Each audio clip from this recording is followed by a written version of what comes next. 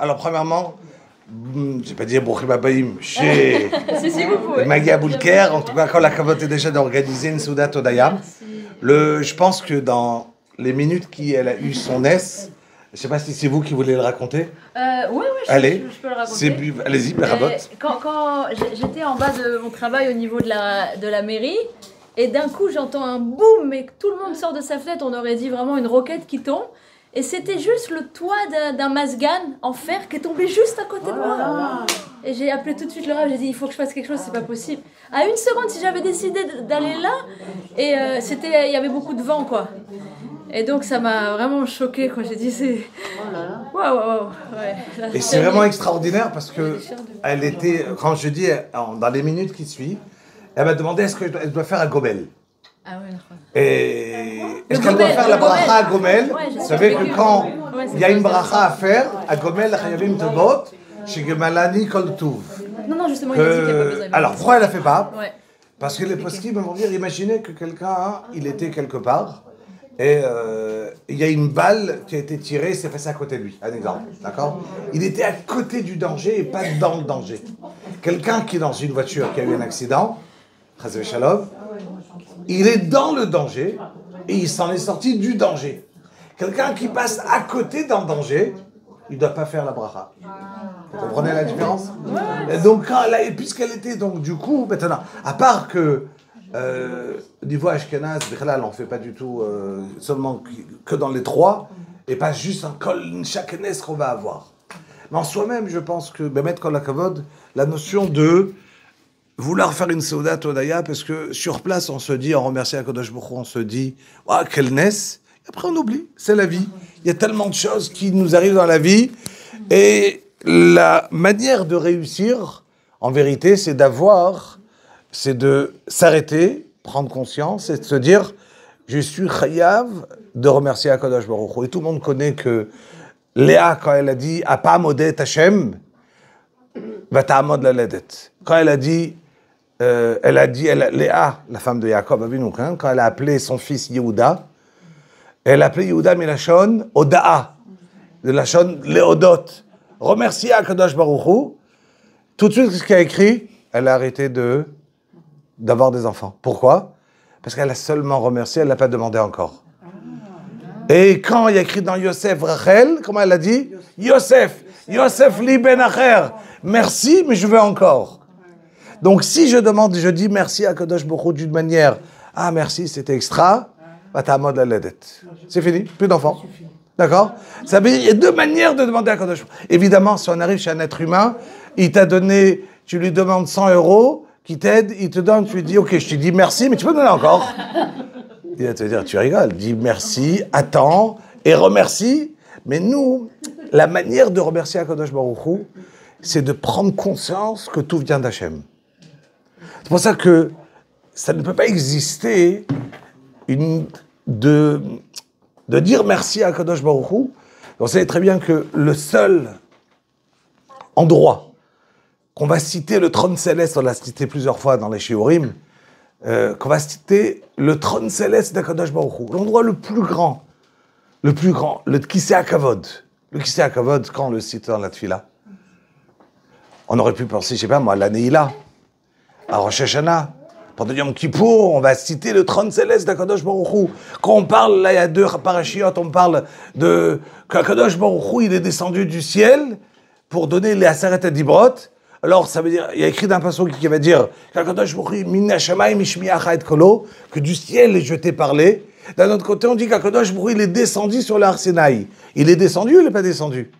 Chazal, ils disent, il y a deux psukim, mais chacun il dit différemment. Un, il dit qu'Hachem nous a parlé du ciel.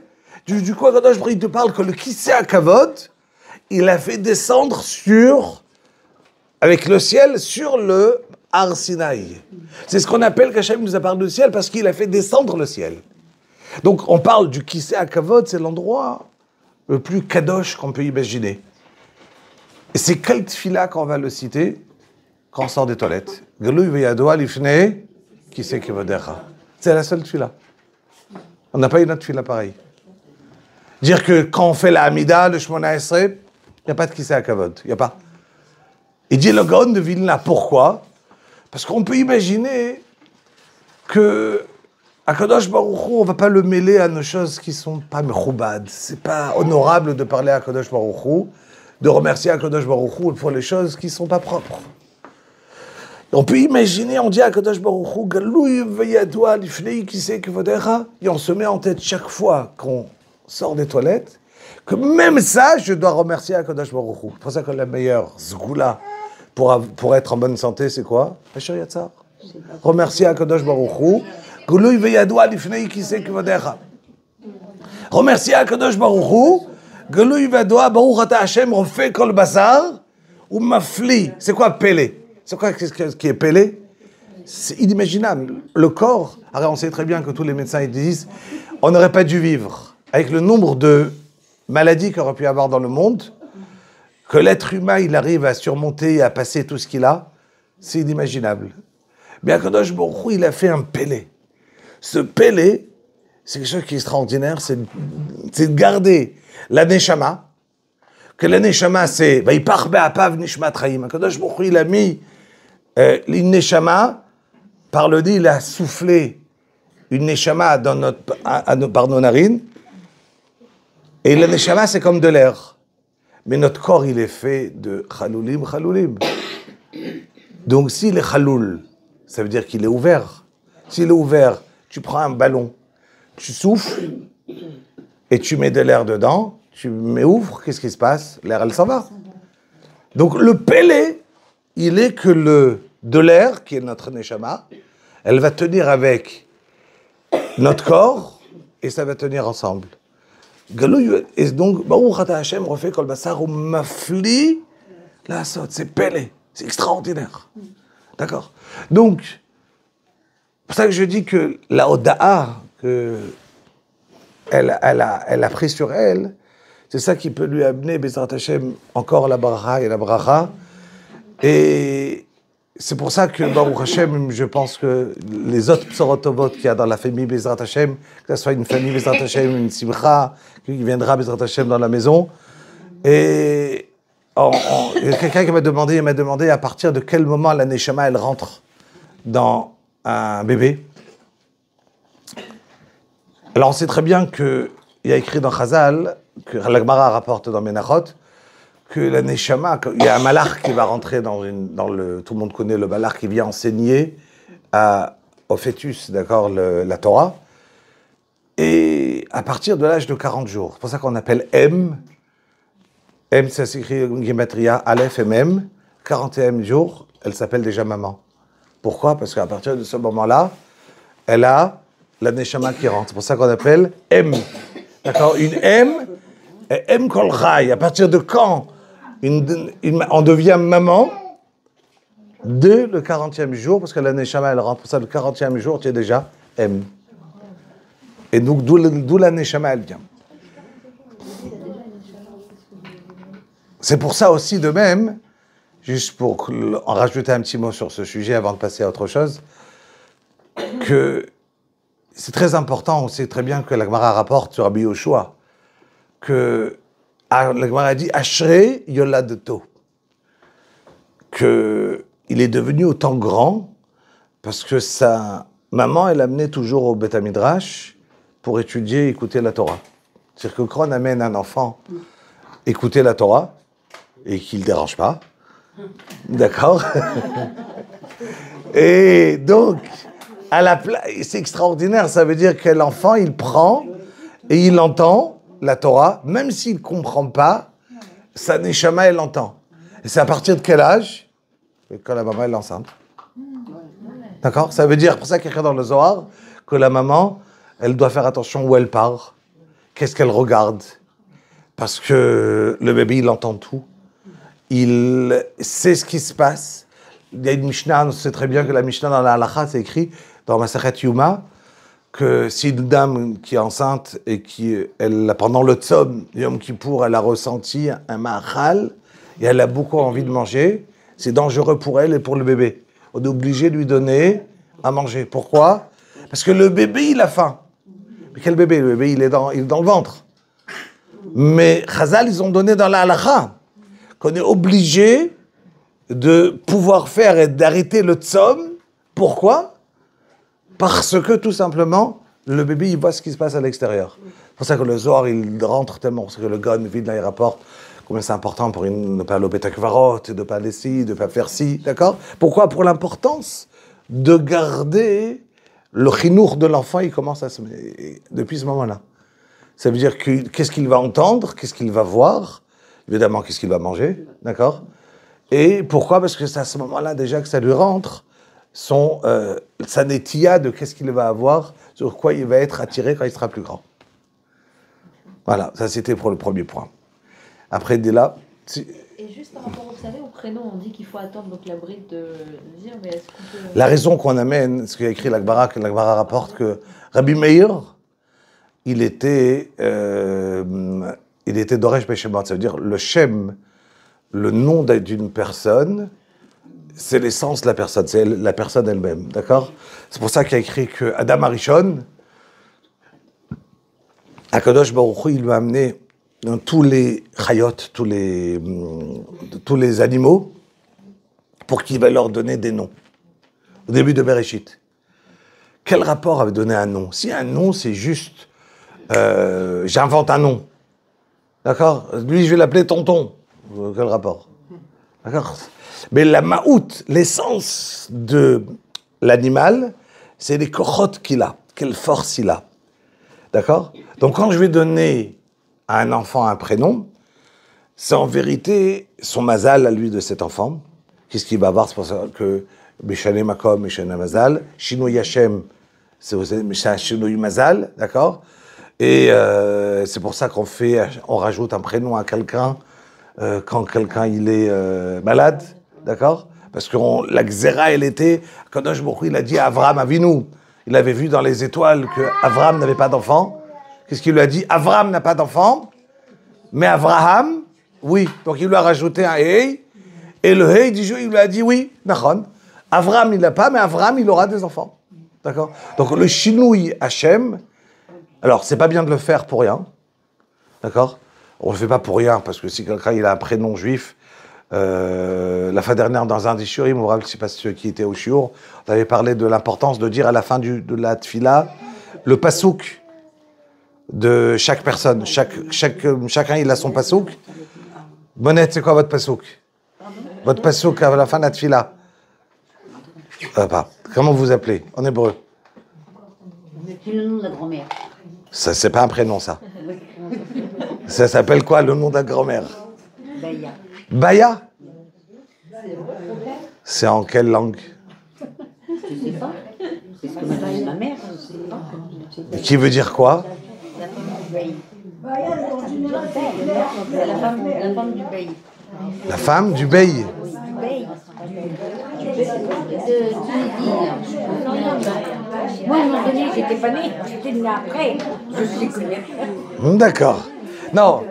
Alors, pour aller au plus classique, parce que Baya, je ne connais pas, mais c'est important d'avoir son prénom et... non, pas de l'enlever. Pourquoi encore? Je ne veux pas m'appeler 36 prénoms. Non, ça c'est... Du moment où on m'appelle quel prénom? Non, je reprends. Avoir un nom en hébreu, c'est très important. Oui. D'accord? Donc c'est pas un nom hébreu, ça. Un nom en hébreu, c'est très... Oui. Un nom en hébreu, c'est très important. Maintenant, juste je reprends. À la fin de la Hamida, quand vous dites quand vous faites la Hamida, même si on ne le fait pas tout le temps, mais à la fin, juste avant, c'est important de dire son pasouk. Chacun de nous, on a un pasouk en fonction du Teilim, de la Torah.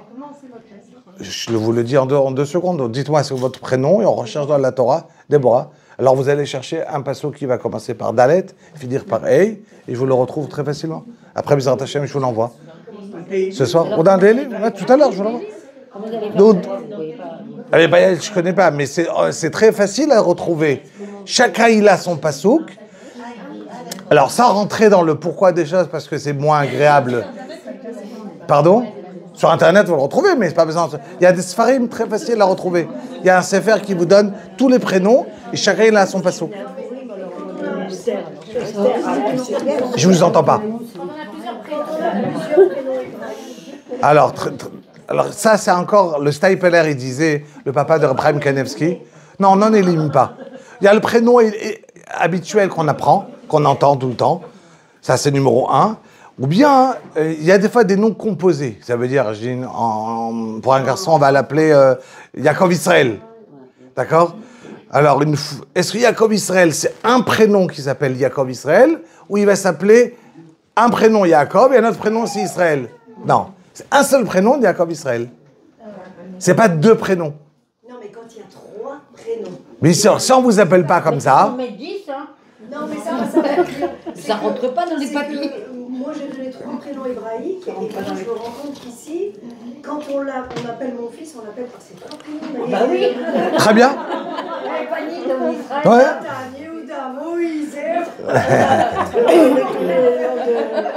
Il y avait une fois, vous savez, les chassidim, ils demandent tout à leur rave. Il y avait une fois un Admour, son chassid, il est venu, il a demandé quand il devait appeler son prénom, son fils. Et lui, il n'a pas voulu lui dire comment. Il lui a cité 7-8 prénoms. Abraham, Yitzhak, Yaakov, David, Moshe. On demande ce que tu veux. Lui, il croyait que le rave lui avait donné tous ses prénoms. Il s'est retrouvé avec 7 prénoms. Parce qu'il a dit, le rave, je suis parti lui a demandé. Il m'a dit tous ces prénoms-là. D'accord? Mais c'est sûr qu'il n'y a pas besoin, il n'y a pas d'intérêt de donner beaucoup de prénoms. Voilà. Donc, pas d'intérêt. Mais je veux juste finir. Il y a quand même l'intérêt d'avoir 2 prénoms. Il y a un intérêt d'avoir 2 prénoms? Parce que ma fille, elle a plein de gens qui ont le même nom et le même prénom qu'elle. Ah, ça, d'accord, mais c'est pas... Le deuxième prénom qu'il a sauvé. Mais autrement, elle a... T'as besoin. Non, on supprime pas.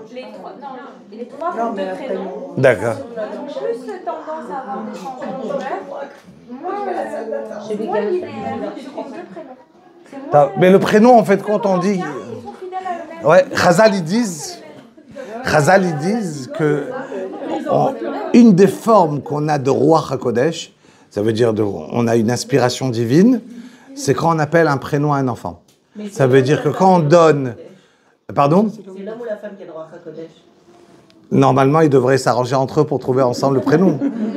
Mais il y a écrit que depuis que le Beth Amikdash il est parti, la dévoile elle a été donnée au fou, alors un des deux.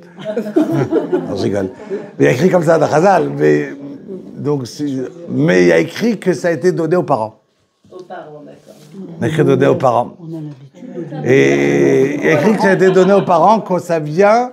Il y a un sentiment et de ressentir qu'est-ce qu'on veut donner et ça revient par rapport à la neshama de cet enfant. Et ici, c'est facile. Donc juste pour finir. Pour finir, qu'est-ce que je dois faire moi avec Alors une seconde, juste je reprends. Important, Rabotaï, de connaître son pasouk, parce qu'il y a écrit que quand, après 120 ans, première des choses qu'on demande à quelqu'un, c'est comment tu t'appelles. En haut, je dis en première des choses, et j'aurais dit vous. Mais Monette, c'est pas un nom en hébreu en fait, donc tu vais avoir... Donc, et si par exemple tu arrives en haut et on te demande comment tu t'appelles et tu réponds Émilie, ça marche pas. Ton nom, ton prénom en hébreu. Ah, très bien. Le problème il est que si le tafkid de Rachel, on l'a pas fait dans le monde, alors on l'oublie. Et la Neshama, elle l'oublie comment on s'appelle. Non, mais juste... Mais quand elle m'a appelé Rachel, c'était par rapport à sa mère, pas par rapport à Rachel. Est-ce que ça a eu ça? Non. Aucun problème. Le problème, il est, c'est que si on oublie son prénom, j'oublie comment je m'appelle, et donc la Neshama, elle souffre de ça, et c'est pour ça qu'on dit le pasouk à la fin de la tfila, pour pouvoir se rappeler notre lien entre la Torah, parce que ce qu'on va avoir comme lien après, c'est ce qu'on a étudié, ce qu'on a fait comme tfila, les psukim. Donc quand je vais lier mon prénom à un pasouk, du coup, quand le malach vient, il me demande comment tu t'appelles, je sais comment je m'appelle. Et c'est pour ça que c'est très important de connaître son pasouk. C'est quoi le pasouk de Rachel? C'est très facile à le trouver. Il faut juste... Celles qui veulent savoir, envoyer un message à Shalva, elle, avec son prénom, et ce soir, Bezrat Hashem, ou demain, elle vous enverra chacune son pasouk. Tout le monde a le numéro de Shalva? Elle va pas vous lâcher, donnez-lui un nom. Non, mais c'est vrai. La prochaine fois que vous venez à la maison, on vous fait un prénom. Sur mon livret. Non, non, non. T'appelez Sarah aussi. Verbal. Ça se dit Sarah. Moi, je veux quelque chose de personnel. Rappelle-toi Esther. Tout le monde, elle s'appelle Esther. Moi aussi, je m'appelle Esther. Elle me dit appelle-moi Esther comme moi. Oui. Il y en a plein d'Esther. J'ai une question, bon, ça n'a pas de rapport avec la Hilda. C'est une question un petit peu intéressée. Allez. Est-ce qu'il y a une réponse nette au fait que, est-ce que pour le Shabbat, on a l'interdiction d'utiliser une Rachet Hashmaït? Est-ce que c'est Rachet Hashmaït ou pas? Un Une voiture électrique. Mon mari me dit, Yael, il y a des discussions, donc je voudrais savoir s'il y a une réponse. D'accord. Est-ce qu'on a droit à Shabbat d'utiliser une voiture électrique? Quand j'habitais dans Saint-Ouen, Mais t'es électrique quand même. Non, mais c'est pas tout à fait électrique. quand j'habitais dans Saint-Ouen, il y avait un monsieur qui utilisait une petite voiturette électrique parce qu'il était handicapé, qui pour aller à la synagogue. Et en fait, on nous avait expliqué que c'était permis parce que déjà ils sont handicapés et que c'était pour se rendre à la synagogue, mais surtout que après c'est technique, lui il tournait on va dire un bouton, mais ça démarrait pas tout de suite, ça se déclenchait plus tard et du fait de ça c'était possible. Alors c'est pour ça, moi, c'est pas une question de... Alors, je vais vous répondre, mais voilà. Mais je vais vous répondre, mais je vais vous répondre, mais quand vous dites une réponse intéressée, dans l'autre sens. Intéressé pour moi. Mais je vais répondre une réponse intéressée pour moi. Chacun de son côté. Pourquoi électrique, ça sera permis? Venez, on va répondre comme un bon juif. Déjà, on va se poser des questions. Si électrique, ça sera permis, est-ce que j'ai le droit d'utiliser un téléphone Shabbat? Non, moi je parle que du Rachet Hashmaït. Mais moi, je réponds plus loin. Parce que moi, j'ai envie d'aller plus loin. Si je veux permettre le Rechev, mais moi, je veux pas m'arrêter. Mais moi, je veux pas m'arrêter. Mais moi, je veux m'arrêter. Moi, je veux pas m'arrêter. Mais je vais vous répondre. Mais je vais juste, on va réfléchir. On va sortir ma koufsa, comme on dit, d'accord? Et on va essayer d'aller légèrement plus loin pour évidemment arriver à la réponse. D'accord? Mais pour pouvoir répondre, on va juste essayer de sortir. Si le côté électrique, il n'est pas sourd, est-ce que je pourrais prendre mon téléphone Shabbat? Mais c'est peut-être pas la même chose. Exactement la même chose. C'est la même chose? Exactement. L'électricité c'est l'étincelle, du coup... Exactement. Est-ce que j'aurais le droit de prendre mon téléphone Shabbat? Alors, pourquoi? Alors, oui, c'est la même chose. Alors, venez, juste, on va essayer de réfléchir. Juste, on va sortir. Maintenant, je ne vais pas vous faire un shiur dans l'Acha. Rabotai, je vais pas vous faire un shiur dans l'Acha, mais on va rester dessus 2 minutes pour qu'on comprenne l'idée. Pourquoi l'électricité, c'est assaut? C'est une étincelle? C'est le feu? Non. C'est un travail qu'on fait. Non, c'est pas l'étincelle qui est assaut. D'accord, c'est pas l'étincelle qui est assaut. Quand je viens, quand j'allume la lumière, je fais pas d'étincelle. Je peux allumer plein de choses, je mets un ribour. Il y a Melechet Bonnet. Harry, on est d'accord que... Mais encore une fois, je veux pas rentrer, ou sinon on va rentrer dans un shiur de halakha. Et pour ça, je vais essayer de vous le faire le plus court et essayer de comprendre juste l'idée. Akadosh Baruch Hu, il n'a pas dit fais Shabbat pour que tu te reposes. Parce que si c'est se reposer, c'est plus simple d'aller à la plage, allumer la lumière et de ne pas me prendre la tête à me faire tout ce que j'ai besoin de faire. Et dire que si c'était me reposer, ça aurait été 100 fois plus facile. Des milliers de choses qu'aujourd'hui, avec des robots, je peux les faire, qu'aujourd'hui, j'ai besoin que c'est interdit de les faire. Et au contraire, c'est moutard de prendre aujourd'hui 50 chaises d'ici et de les monter au toit. Et dire que c'est vraiment pas du tout se reposer. C'est pas de repos. Et ça, c'est moutard. Et c'est moutard. Ouais. Et dire que si je veux trier mon arête dans le poisson, c'est assourd. D'accord? Donc, on est d'accord qu'on ne parle pas maintenant d'un repos, comme que je vais l'entendre le mot repos, parce qu'Akadosh Baruch Hu, il a travaillé pendant 6 jours, il s'est reposé le 7e jour. C'est faux. D'accord? Donc, on faut aller beaucoup plus profond pour comprendre qu'est-ce que ça veut dire. Chez Hachem, déjà, ne s'est pas fatigué, parce qu'il a besoin de se reposer. Il n'y a pas de repos chez Hachem. D'accord? Il y a donc Hachem, il a parlé, c'est sa volonté, c'est ainsi que ça s'est créé. Donc, la notion de Shabbat, c'est autre chose complètement. Il y a une création qui est assour, et ça s'appelle une melacha, qui revient du Mishkan, on l'apprend, mais je crois que je fais en très court, parce que sinon, on est parti dedans. Et il y a 39 travaux qui ont été faits pendant le Mishkan, qu'on est dans les parachutes aujourd'hui, là, de Parashat Tetrouma, Tetzavé, on parle du Mishkan. Il y avait des travaux de la construction du Mishkan, et on l'apprend dans la Gemara. Comment lier le Mishkan à Shabbat, ok? Et ce qui était assour là-bas, c'est ce qui sera assour pendant Shabbat. Ce qui n'était pas comme travaux là-bas. Et voilà, donc du coup, voilà que la Torah, elle a écrit, il n'y a pas écrit les 39 travaux. Et voilà que la Torah vient, elle t'écrit, Lo tevaru esh bekol mashvotechem, tu ne vas pas faire du feu dans Shabbat. Pourquoi la Gemara pose tout de suite la question, je ne comprends pas une seconde. C'est que le feu qui est interdit. Ah, c'est pour t'apprendre que le feu, c'est pas très grave. C'est pour ça qu'on te l'a dit. Le feu, c'est pas grave? Ouais, c'est pas très grave. D'après un avis dans la Gemara, c'est le moins grave, c'est d'allumer le feu pendant Shabbat. C'est même pas chayav, karet ou ce qu'il a, rien du tout. C'est le moins grave. C'est juste un lave. Ça s'appelle un lave, ça s'appelle une interdiction, mais c'est le moins grave de tout. Pourquoi? Parce que la Torah, elle est venue, elle t'a dit... Ah, alors déjà, juste comprenez que maintenant, que ce que je veux, ce qu'on apprend quand on est au GAN, que il ne faut pas travailler pendant Shabbat, c'est faux. Je n'ai pas le droit de créer pendant Shabbat. Ok?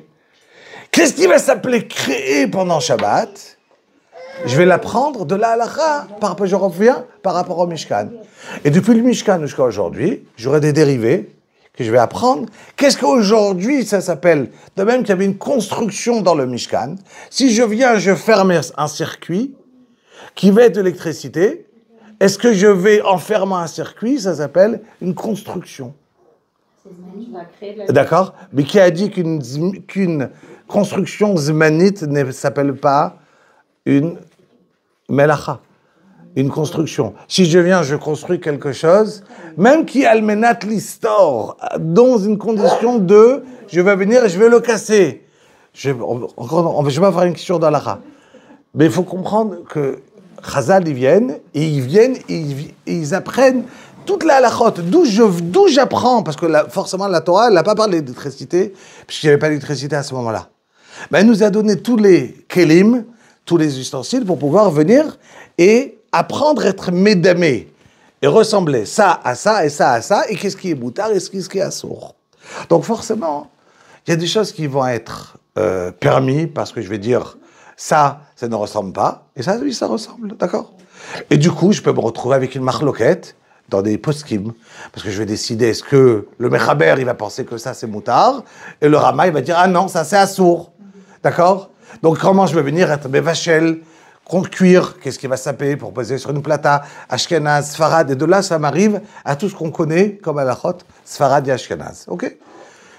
Quand je viens maintenant parler, en dehors de ça, j'arrive à réfléchir à tout ce qui va être Uvdin Dechol. Uvdin Dechol, ça veut dire, je reprends, je vais créer quelque chose qui va être, voilà, comme je dis, une voiture électrique. Est-ce que c'est une action de Chol? Si je vais trouver quelque chose qui sera fait entièrement moutard, est-ce que je vais faire? Est-ce qu'il y a une source de prendre le métro au Shabbat? Pourquoi ça sort? Qu'est-ce que j'ai fait? Qu'est-ce que j'ai fait? Voilà, qu'est-ce que j'ai fait? Qu'est-ce que j'ai fait dans un métro Shabbat? Est-ce que j'ai le droit? Nous, on habitait avant, il y a longtemps, on habitait à Hong Kong. Quand on habitait à Hong Kong, et on habitait en haut de la ville, il fallait monter et descendre. Il y avait pendant Shabbat, il y avait des escalators, Est-ce que c'est moutard ou c'est assourd de monter dessus pendant Shabbat? Des escaliers? Non? Alors, il fallait se renseigner, est-ce que c'est comme système de Ma'alit Shabbat? Ça veut dire, est-ce que quand tu vas rentrer dedans, est-ce qu'il y aura plus d'électricité qui va être chargée parce qu'en fonction du poids? Oui ou non? S'il n'y a pas plus d'électricité qui a été prise, c'est exactement la même chose, c'était moutard de l'utiliser. Mais si quelqu'un habitude que vous aviez Bechol. Oui, d'achol. Mais même manger, j'ai une habitude de chol. Il n'y a pas tout. Vous buvez de la même façon, vous prenez un verre, vous buvez. Faites exactement. Il y a une chose qui va être décidée, qu'est-ce qui va s'appeler. D'accord? Il y a maintenant, il y a plein de choses. Ouvdin de chol, ça va être sur une melacha, sur quelque chose. Donc, c'est pour ça qu'on va se poser la question dans une ma'alit Shabbat. Certains ils vont dire que c'est moutard, parce que c'est des ma'aliyot Shabbat qui sont faites ou de manière que pour tout le monde qu'on va monter dedans, et il n'y a pas de différence s'il monte à vide ou il monte avec 15 personnes. On arrive à créer une technologie qui va utiliser exactement la même chose. Les frigidaires, exactement la même chose. Quand j'ouvre mon frigidaire, est-ce qu'il va fonctionner plus rapidement? Non, mais le fait d'avoir rentré de l'air chaud dedans, il va s'allumer. La lumière, c'est sûr. Mais je parle, le fait d'avoir ouvert un frigidaire, j'ai fait rentrer de l'air chaud dedans, il va fonctionner plus rapidement. Le thermostat, il va le faire fonctionner. Et ainsi de suite. Donc ça va partir dans des dérivés de chaque détail. Vous partez sur Bnei Brak, par exemple, d'accord? Il y a l'halakha du chassonish, mais après on sort de ça, de Shabbat, d'accord? Parce que comme j'ai dit, mais c'est magnifique de parler Shabbat. Mais vous partez à Bnei Brak, est-ce qu'on a le droit d'utiliser... Tout le monde a des générateurs. Pourquoi? Personne Shabbat utilise l'électricité. Parce que si demain il y a une panne d'électricité, c'est à la Chevra qui vont travailler pour vous, il y aura des juifs qui vont travailler pour être Metaken Shabbat, toute la ville, moi j'ai étudié dans une yeshiva qui s'appelle Ponevitch, d'accord, elle est connue. La yeshiva, à la yeshiva à Ponevitch, vous avez donc évidemment un générateur, mais à la Shkia, chaque Shabbat, ça veut dire donc Shabbat après-midi, pour ne pas que quelqu'un il va croire que c'est déjà Motzei Shabbat, ça s'éteint la lumière, on est dans le noir, jusqu'à Motzei Shabbat. D'accord? Pourquoi? Il y a des gens qui viennent Shabbat, qui ne vont pas ouvrir à partir de la Shkia, ils n'ouvrent plus le robinet d'eau. Il y a plein qui n'ouvrent pas le robinet. Pourquoi? Parce que quand je vais ouvrir le robinet, peut-être c'était encore Shabbat, c'est déjà la Shkia. Après j'ai rempli, c'est déjà Motzei Shabbat, et j'ai préparé de Shabbat pour Yom Chol. C'est à ça de préparer. Ils n'ouvrent pas le robinet Shabbat. Donc, jusqu'à ça, où ça va? C'est des khumrot. C'est des khumrot de personnes qui veulent mahmir sur des choses. Alors, Bnei Brak, les générateurs, c'est... Tu n'achètes pas une maison si tu n'as pas de générateur. Pourquoi? Parce que le Rav de Bnei Brak, je parle d'il y a 60 ans, 70 ans, c'était le Razonish. Lui, il a été possèque, il a tranché que c'est assourd d'utiliser l'électricité pendant Shabbat. D'accord? Maintenant, pas tout le monde a été d'accord avec lui. Donc, la ville où lui, il était le Rav, c'est resté. Donc, toute Bnei Brak, vous avez des générateurs pendant Shabbat. Partez à Yerushalayim, même dans les milieux religieux, partie oui, partie non. D'accord? Ceux qui sont marmire un peu plus, oui ou non. Mais, donc, c'est ça que je dis que de prendre une voiture Shabbat électrique, il y a, quand je dis ça à sourd, de plusieurs raisons.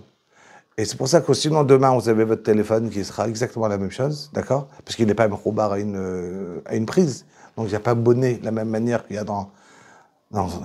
Et donc, c'est pour ça qu'il ne faut pas utiliser la voiture Shabbat. Mais c'est dur, hein? Je sais, mais... Non, bah, c'est comme ça. Hein. Voilà. Je me suis juste dit peut-être qu'il y a une brèche, je peux peut-être y aller. Mais non. Moi, j'ai une question. Je vous écoute. À Jérusalem, j'ai une sœur qui habite, et dans l'immeuble où elle est, c'est des très religieux. Ils sont mariés. C'est des très religieux, et dans cet immeuble-là, il y a beaucoup qui sont d'Espagne, qui habitent là, qui sont des religieux. Mais ils ne sont pas trop religieux. Et donc, un jour, il y a eu une panne d'électricité dans tout l'immeuble. C'est un immeuble de 8 étages.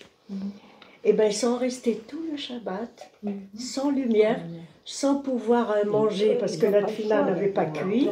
C'est normal. Les bébés, il fallait leur chauffer le biberon. Et bien, ils sont tous restés comme ça, jusqu'à maintenant. C'est ce qu'il faut, c'est normal.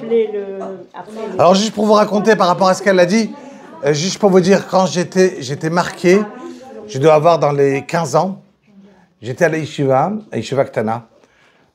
Et j'étais dans une yeshiva ktana, dans un petit moshav, une petite ville, on va appeler ça, à côté de Yerushalayim, qui s'appelle Telston. Et vendredi soir, on était en plein milieu de la tefila Arvit. Il y a quelqu'un qui rentre et qui pose la question au Rosh Yeshiva, qui était en même temps un Dayan. La question, on l'a entendu après, il y a une feu dans un appartement. Est-ce qu'on a le droit d'appeler, c'est vendredi soir, à l'entrée de Shabbat? On a fait sortir tout le monde de la maison. Est-ce qu'on a le droit d'appeler les pompiers? Les pompiers, ils sont juifs. Alors, il n'y a pas de sakana trahim puisque tout le monde est sorti. Il n'y a plus de danger. Et la maison, elle a qu'à brûler entièrement. Ça brûle. Alors, c'était sa question. D'accord? C'était sa question. La réponse, elle a été du Rav. Rabotaï. La réponse, elle a été du Rav. Moutard. Pourquoi? C'est permis. Pourquoi? Parce qu'il y a des bouteilles de gaz. Ça peut exploser. Et ça peut se propager autre part. Très bien. Écoutez la fin de l'histoire. Les pompiers sont arrivés. Dès qu'il n'y avait plus de danger, il y avait des choses qui se brûlaient à lui. Je voyais la personne qui était... Blainara, il avait 14 enfants, le monsieur en question. Un monsieur qui a été pauvre en lui-même. Il suppliait les pompiers d'arrêter de faire Chilul Shabbat. Il n'avait pas d'assurance, il n'avait rien. Que tout brûle, c'est Shabbat. Cette même personne, avec ses 14 enfants, il s'est retrouvé vendredi soir, sans maison, sans plus rien. Et moi, je vous dis, ça m'a marqué à moi jusqu'à aujourd'hui. Je m'en rappelle, et je vous le rappelle, j'avais 15 ans. Et il arrive, donc forcément, il n'a pas de quoi manger. Il n'a plus d'habits, il n'a plus rien, et pas de quoi manger. Donc, qui peut recevoir tout à coup 16 personnes chez lui? C'est une yeshiva qui a de toutes les manières 150 bachourim. Donc, on peut recevoir 15-16 personnes sans problème pour donner à manger. Je les ai vus vendredi soir. Ils arrivent et ils commencent à chanter toute la famille, Shalom Aleichem. Et Shetraïl, il faut qu'ils douchent. Je les vois chanter toute la Séouda. Moi, je suis enfant. Et ça m'a choqué. Je l'ai regardé comme ça, batzad. J'étais impressionné de voir cette émouna. Comme s'il n'a rien eu, aucun problème. Qu'est-ce qui va se passer demain? Je suis parti le voir à la fin de la Tseouda Shabbat. Et je lui ai dit, je peux vous poser une question? Vous ressentez rien? Il m'a regardé, il m'a dit, je te comprends pas. C'est un Ashkenaz, donc c'est Shabbos. Shabbos. Mais c'est Shabbat. Qu'est-ce que tu me veux? Je comprends pas. Mais c'est quoi ta question? À quoi tu veux que je pense? Mais c'est Shabbat. Quoi? À de l'argent? À des problèmes? Mais c'est Shabbat, mais c'est extraordinaire. Mais il n'y a rien, tout est plus beau. Et tellement, je me suis senti un imbécile en posant la question. Et je l'ai pas. Il y a des gens qui vont donner une réponse, mais tu te dis, ok, laisse-le arriver à l'épreuve et on verra comment il sera. Mais lui, il m'a répondu dans son épreuve. Il m'a répondu dans ce que j'aurais pu penser sa souffrance. Et je pense que pour moi, personnellement, Emmanuel El Grabli, c'est un chinour, une éducation meilleure que tous les parents qui auraient pu m'éduquer dans me disant « fais Shabbat », c'est de voir quelqu'un l'appliquer dans ce qu'on aurait pu penser une souffrance et le faire avec tellement de hava, tellement d'amour. Ça m'a marqué et chaque fois je pense, je vous dis franchement, c'était tellement fort que plusieurs fois dans ma vie, que chacun il a des galères, chacun il a ses épreuves à lui. Et ça m'a tellement marqué fort. Une fois, je l'ai utilisé pour me renforcer à moi-même. Je partage avec vous. J'ai un frère qui habitait au Rincy, en France, qui est niftar au Shana Rabbah. Et il fallait l'enterrer, donc juste, ils l'ont amené en Eretz, vraiment à la Makom. Et donc, ils l'ont enterré 1 heure avant Simchat Torah. Et du coup, les Shiva a commencé après Simchat Torah. Donc, on avait 2 jours de fête en France. Et donc, tu perds quelqu'un que c'est ton frère que tu aimes énormément quand tu étais très proche, et puis Tom le rentre le Chag. Et quand tu rentres le Chag, tu dis, ah, mais ça marta bechagecha. Ah, je vais être super heureux. Et arrive la fin du Chag, tu déchires tes habits, tu t'assois. Et pendant le Chag, tu dois t'asseoir, chanter, danser avec le Sefer Torah. Et je suis le rave de l'endroit de... J'avais un Beth Midrash, une choule, et tout le monde... Et c'est assourd de pleurer. Et c'est assourd de ne pas danser, parce qu'on est assourd d'être Havel pendant Shabbat. C'est assourd d'être endeuillé. Donc si c'est assourd, ça veut dire que tu n'as pas le droit de montrer. Si tu danses pas, c'est que tu montres que tu es Havel. Mais comment on joue avec les sentiments que on te dit, là sois heureux, là tu pleures. Là sois heureux, là tu pleures. Mais j'ai des sentiments, je suis un être humain. On te dit non. Tu es capable de, à cet instant-là, de t'élever, de te dire... Et quand je suis arrivé à ça, je me suis rappelé de l'histoire de ce monsieur. Mais je me suis dit, je dois apprendre de qu'est-ce que ça veut dire s'élever. Et de se dire, à cet instant-là, l'être humain, il est capable de se dire, je m'élève. Vous savez, il y avait une histoire, il y avait un Rav, Reb Chaim Tzanzer, l'Adbour de Tzanz. Il avait un enfant de 10 ans, qui était un Tamid Chacham. Tout le monde disait, ça sera le prochain grand de la génération. Un petit génie, qui avait fini le chasse à l'âge de 8 ans, 9 ans. Tout le monde parlait de lui, un génie tourné dans le Beth Midrash, et tout le monde lui parlait Belimoud, lui parlait... Ils adoraient, c'était un génie. À 10 ans, il a eu une machala, en rien, quelques jours, tac, niftar.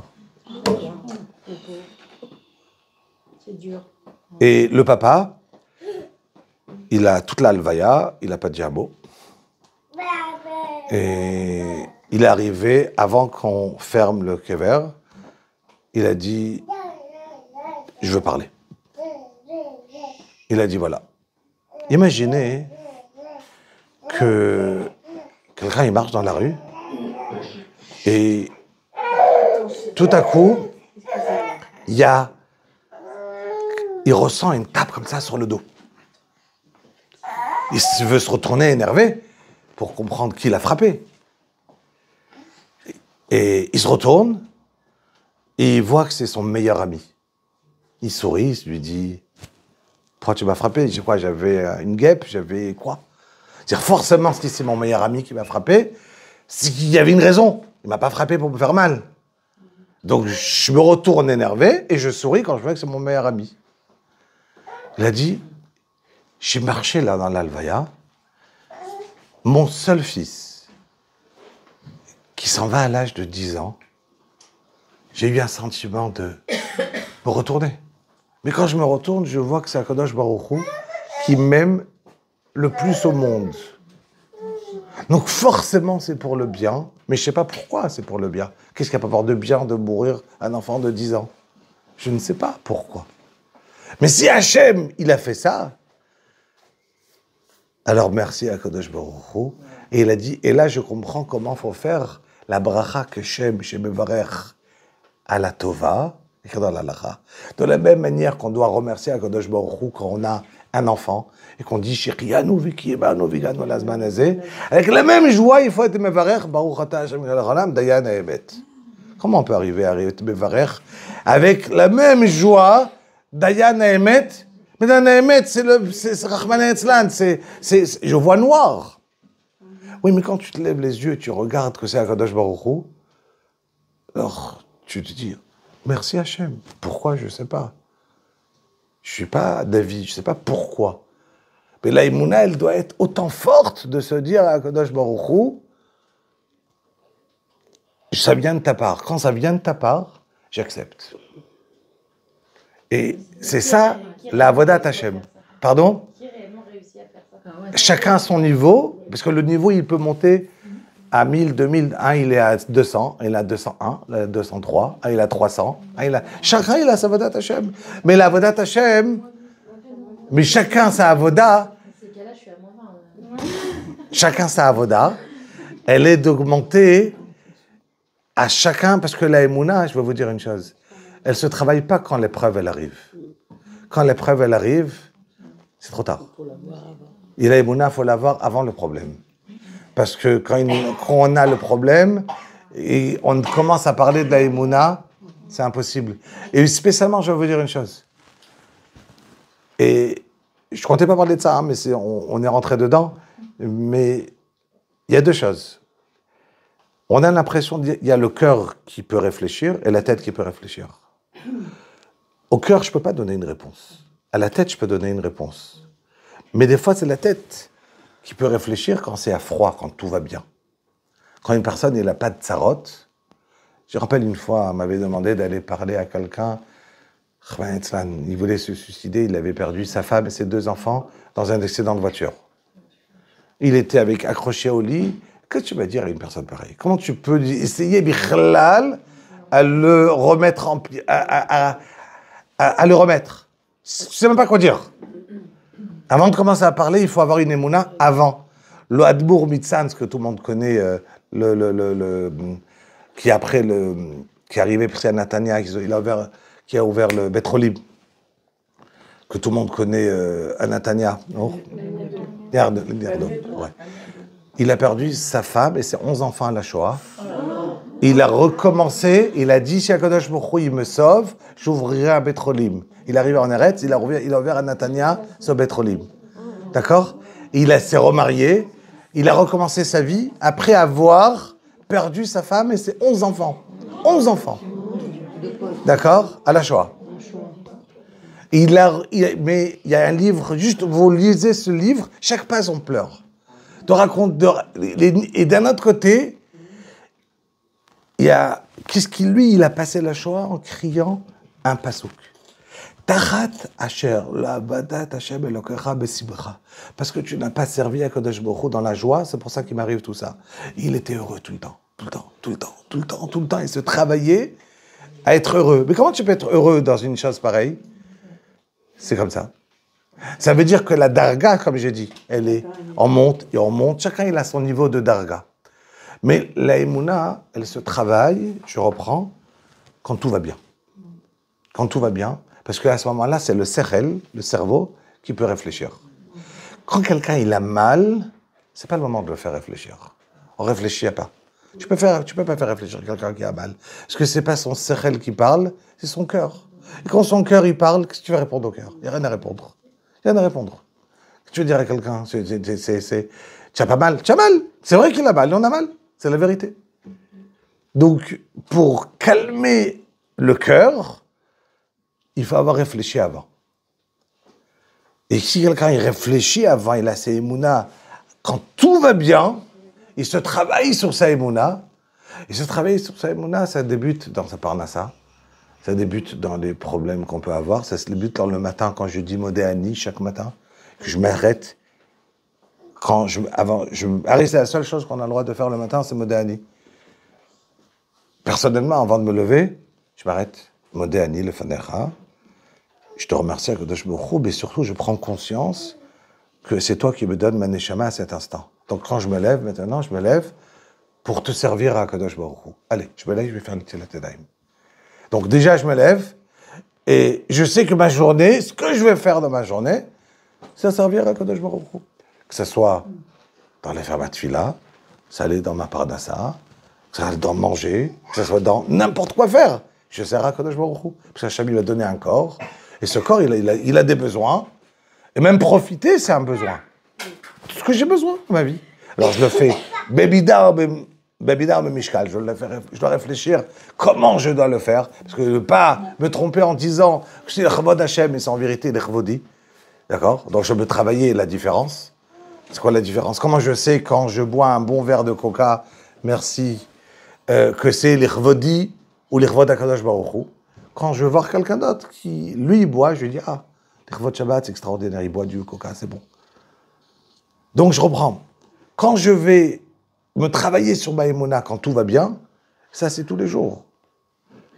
Alors, on passe une épreuve, parce que je reprends. Qui n'a pas d'épreuve? Tout le monde en a. Ouais. Tout le monde en a. Qui n'a pas? On n'est pas arrivé dans le monde. Le monde a dit à la Gemara, Adam, le Hamal, Yulad. L'homme, il est arrivé dans ce monde pour le Hamal. Le Hamal, ça veut dire la labeur, galérer, travailler, et c'est ainsi qu'on arrive en haut. Alors, c'est écrit, Kadosh Bri, il a créé le monde, Vine Tov, Meod, dit la Gemara, Tov, c'est Yitzhara Tov, Meod, c'est le Yitzhara. Le but de ce monde, c'est quoi? C'est le Yitzhara. C'est de se travailler pour arriver mais donc, si on n'a pas... Si un homme, il était né, il n'a aucun Yitzhara dans la vie. Rien. Aucun problème, pas d'épreuve. C'est un ange, où il est l'intérêt qui est dans ce monde. Rien. C'est pour ça qu'on appelle le jour que le Mashiach va venir, comment on appelle ça? Yami Mashiach en Ba'em Chefetz. Il n'y a pas d'intérêt dans ce monde. Pourquoi vivre quand il y aura le Mashiach? Rien. Tout le monde doit savoir qu'Hachem, c'est Hachem. On n'aura pas d'Yetzerara. Où il est l'intérêt de vivre? Pardon? Alors, où il est l'intérêt de vivre? D'être tranquille, une bonne fois pour toutes. Mais où est l'intérêt de vivre? C'est une très bonne question. Aucun intérêt. Alors la réponse, elle est en l'honneur d'Hachem. La réponse, elle est en l'honneur d'Hachem, pas pour nous.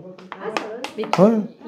Parce que vous imaginez le chilul Hachem qu'il y a dans le monde aujourd'hui, que on est, nous le peuple et lui, et ce qu'on retrouve avec un kotel, avec des pierres et qu'on se fait assassiner, massacrer, et que le monde, il nous regarde comme si on est les derniers des derniers.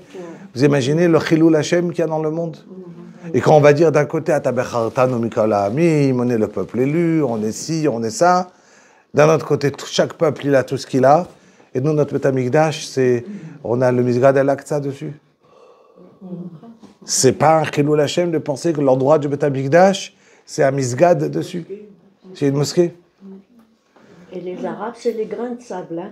Il y en a... Donc, vous imaginez quel chilul Hashem? Donc, je reprends. Quel est l'intérêt du Mashiach? Justement, plus voir tout ça. Non, mais juste, oui. Donc, en l'honneur d'Hachem.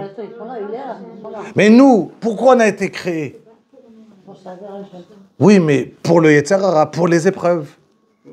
Ou sinon, pourquoi on a été créés? Mais c'est normal, tant qu'on est vivant, c'est ce qu'on aura. Oh non, il faut qu'on meure. Non, On est bien barré. c'est ça tout l'intérêt de le monde. Ou sinon, où il est l'intérêt du monde? Comment on sait si un poisson il est vivant ou pas? S'il va contre le courant, il marche, il est vivant. S'il vous voyez qu'il descend dans le courant, il est mort. Alors il vaut mieux vaut mieux arrêter de prier Mashiach. Non, parce qu'il faut prier en l'honneur d'Hachem. Il faut vouloir l'honneur d'Akadosh Baruch Hu. Et Akadosh Baruch Hu, aujourd'hui, je ne suis pas rentré dans le... Juste, au moins que ça soit clair, si déjà je suis rentré dedans. Est-ce que vous m'avez compris quand j'ai parlé du Mashiach? Au moins qu'on le comprenne juste. Je reprends. Je reprends.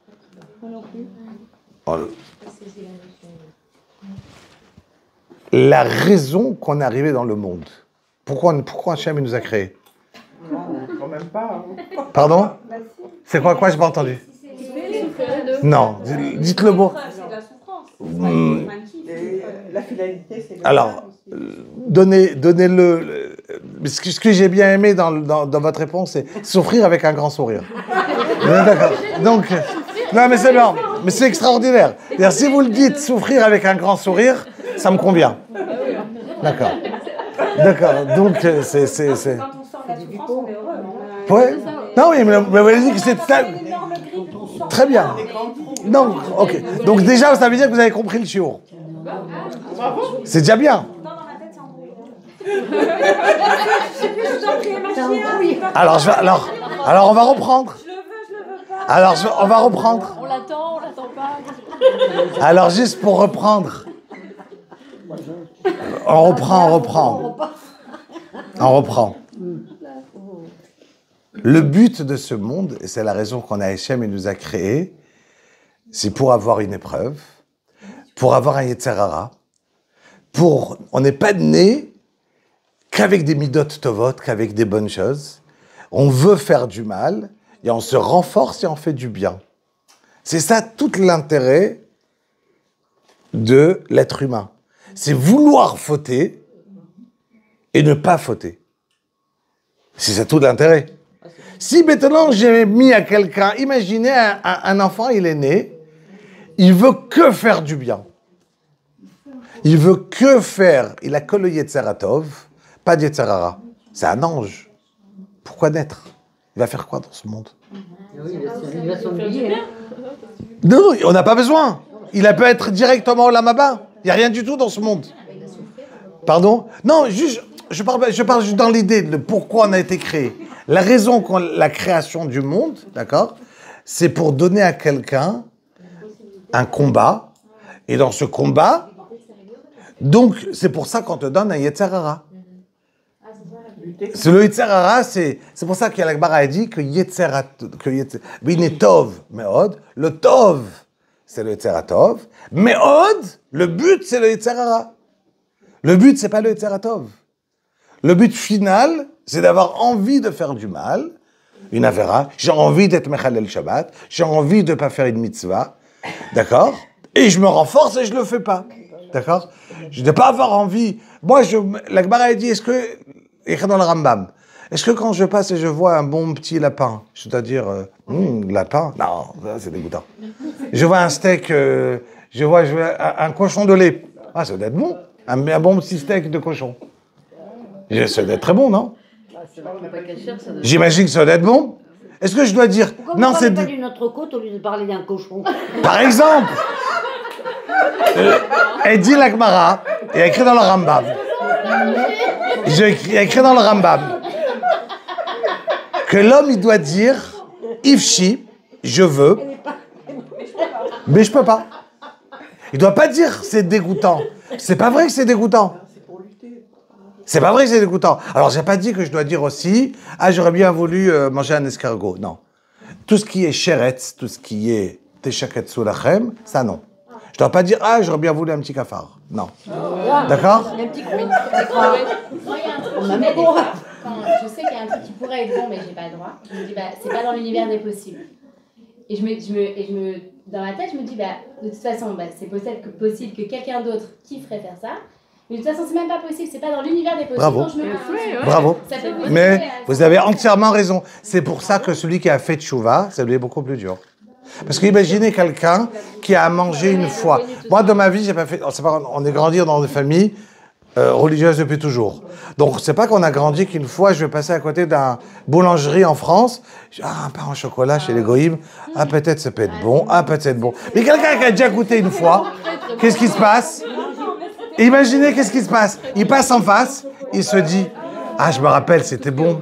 Ah, moi, ouais, mais c'est pas bon. Ah, c'est assourd. C'est pour ça qu'on dit que le Baal Tchouva, il est encore plus grand que celui qui a été toujours tzaddik. Pourquoi? Parce que celui qui a goûté à la Avera, il doit lutter beaucoup plus dur. Mais moi, je suis passé, comme vous dites, ça me passe même pas par la tête, parce que j'ai même pas de Yetzerara de vouloir le manger. Ça m'intéresse pas. Je suis pas envie. Mais quelqu'un qui a goûté, une fois, deux fois, trois fois, il a Yetzerara. Et quelle est la manière, juste pour vous répondre, parce que vous avez dit que je suis très intelligent, et pour vous dire comment on dit, Chazal, ils disent, je passe une seconde sur ce qu'elle a dit, comme il y a écrit dans la Torah, l'otachmod. C'est quoi l'otachmod? On vient de le lire dans les 10 commandements. C'est quoi? Très bien. Un sourd d'envier. Mais c'est quoi un sourd d'envier? L'otachmod. Beit re'echa, la maison de ton ami. Eshet re'echa. Mais imagine que je vois la maison de mon ami. Je vois la femme de mon ami et je veux. J'ai rien fait. C'est un sourd, mais je fais rien. Mais j'ai rien fait. Mais qu'est-ce que je peux faire? Je veux sa maison. La maison, mais je l'ai vu. Il m'a invité chez lui à la maison. Il m'a invité chez lui à la maison. Si elle est à vendre, d'accord, mais si elle n'est pas à vendre, non, une seconde. Attendez. On reprend. Rabotaille, on reprend. Non, mais oui, mais je peux... Regardez, il y a écrit dans la Torah, venez, on va aller plus loin. Regardez, je vais vous faire... On parle pas de la femme, on parle de la maison de la femme. C'est la même chose, la Torah, elle a donné les deux exemples. La Torah, elle a donné les deux exemples. C'est les 10 commandements. L'otachmod et Eshet re'echa. D'accord? Rabotaille. Alors regardez. Regardez, juste j'ai envie de reprendre ce que... Comment vous appelez? Yael. J'ai envie de reprendre ce qu'Yael elle a dit, juste, c'est important, parce que c'est une base qui nous aide dans servir Hachem, c'est une base très importante. Comment je fais pour avoir quelque chose qui est lié au cœur? Il y a des choses qui sont liées à une action. Une action, ça veut dire, on me dit, mange ou ne mange pas. C'est une action. Je me fais, je me retiens, je veux manger, et je me retiens de ne pas manger. Mais comment on peut m'obliger mon cœur? Ve'ahavta et Hashem Elokecha. J'aime pas. C'est quoi ve'ahavta? Tu devras aimer Hashem. Mais si j'aime pas? Mais si j'aime pas? Ah, ça veut dire que la Torah, elle te demande non seulement une action, mais elle te demande un sentiment. On t'a pas dit de faire les mitzvot comme un robot. Tu le dis tous les jours dans le Kriyat Shema. Ve'ahavta et Hashem Elokecha. Bechol levavcha, bechol nafshecha, ou bechol meodecha. Donc tout le monde sait que je dois... Alors tu vas dire, ok, Akadosh Baruch Hu, tu sais quoi, tu m'as écrit plein de mitzvot, je suis capable de faire tout ce que tu me demandes. Ne me demande pas de t'aimer, de le faire avec amour. Demande-moi de les faire. Je peux m'obliger à faire des choses. Mais ne me demande pas aussi de t'aimer. Ne me demande pas aussi de le faire, d'aimer ce que j'ai envie de faire. Première question. Deuxième question. On peut me dire, ne vole pas. Très bien. On veut dire, ne tue pas. Mais n'envie pas cette bien de mon cœur. Je veux la maison de mon ami. Je veux, ça ne veut pas dire que je vais lui prendre. Je ne lui prends pas. Si je désire, je me dis, ah là là. Mais oh, c'est un exemple. Regardez. Ben voilà, j'aimerais avoir. Mais donc je me dis, j'aurais voulu avoir cette maison, c'est assourd. Bah oui. Ben c'est ça envier. Ah ben ça veut dire, je veux la maison de mon ami, je veux. Ah moi aussi je voudrais avoir bien.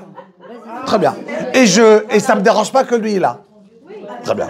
Mais maintenant, si maintenant je vais dire, je veux sa femme, sa maison, son cheval, sa... Merci. D'accord? Ma femme, oui, je la veux. Donc, je reprends. Donc, Rabotaï, c'est exactement... Juste, j'ai envie de finir la phrase. Oh, il est tard. Allez, Rabotaï, dernière phrase. C'est pour ça, c'est exactement comment j'arrive à ça. À ne pas envier en faisant ce que Yael, elle a dit. En me disant, la même manière que si je vois, il y a un clochard qui voit une princesse, il ne va jamais se dire, ah, dommage, j'aurais bien voulu me marier avec elle. Pourquoi? C'est aucun rapport. Mais si quand je vois, je peux imaginer que je peux m'approprier cette chose, alors je commence à l'envier. Ce qu'elle a dit, si je m'arrête, je dis, ce n'est impossible pour moi une chose pareille, c'est la manière de ne pas envier, de ne pas vouloir la chose. Dès que je réfléchis, mais dès que je commence à réfléchir, peut-être oui, peut-être non, je vais commencer à envier cette chose. Parce que je me dis, peut-être c'est possible. Si je commence à réfléchir, est-ce que j'ai le droit de jouer Shabbat aux cartes? J'ai déjà envie de jouer aux cartes Shabbat. Par exemple, c'est une question. Je ne vais pas répondre. Alors, non, ça va dépendre de quel jeu. Si je vais trier les cartes, c'est assourd. Si je vais trier les cartes, c'est assourd. Et mélanger, pas de problème. Après, les ai triées. Quand j'ai besoin de maintenant, je prends mes cartes en face de moi, je vais prendre la bonne et la mauvaise et enlever. Je vais trier comme je vais trier le poisson. Si, tu peux jouer à la bataille. C'est qui sort. Il nous fait comme un enfant. Je connais pas les jeux. Je connais pas.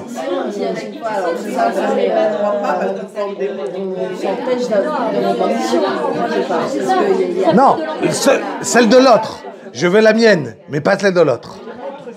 On peut dire, je voudrais une maison aussi belle. Voilà, mais pas de l'autre. Parce que si on se dit c'est pas pour moi, C'est pas pour moi, celle de l'autre.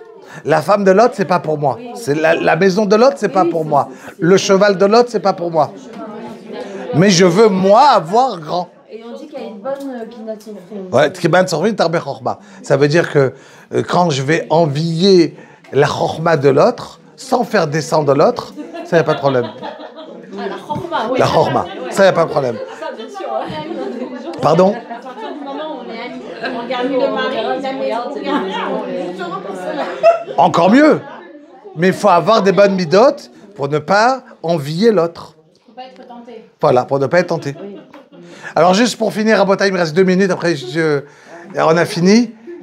Pour revenir à finir à la dernière phrase sur le Mashiach, c'est ce que je disais, qu'on a une mitzvah de vouloir le Mashiach tous les jours, tout le temps. Bechol yom achakelo. Et ça, c'est pas lié à être Breslev, Chabad, Litaïs, Sfarad. Tout le monde doit attendre le Mashiach à chaque instant. Il faut pas dire Chabad ils attendent le Mashiach et nous non. On doit l'attendre autant que eux ils font cette mitzvah extraordinaire qui est bien faite. Il faut nous aussi apprendre de celui qui le fait de la même manière. On a besoin de se renforcer, de le faire à la même manière tout le Klal Israël. Donc on doit penser au Mashiach, mais pourquoi on le veut? Et c'est ça que je vais expliquer. On le veut